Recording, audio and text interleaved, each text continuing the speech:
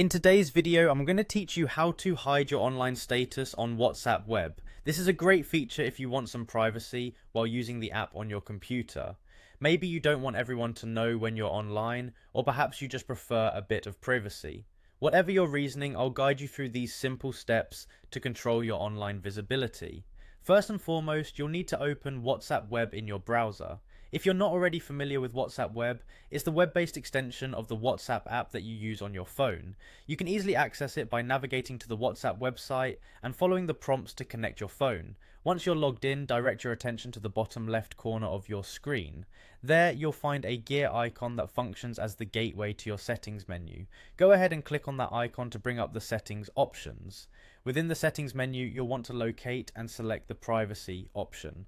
Privacy is where all those important settings related to your visibility and data sharing are housed. Clicking on privacy will open a range of options that you can tweak according to your personal preferences. Now, search for the section labeled Last Seen and Online.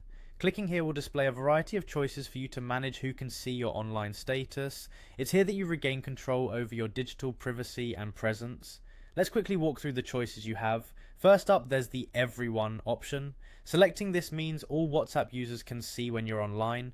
It's the most public option available, so if you're looking to keep your availability more open, this is the choice for you.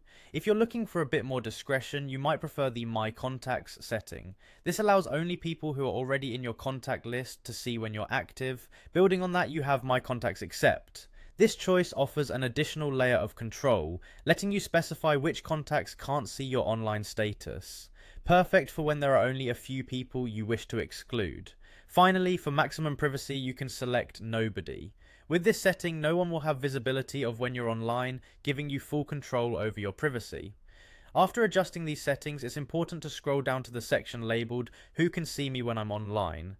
Here you'll find the Same as Last Seen option, which ensures your online visibility follows the same stipulations you set earlier.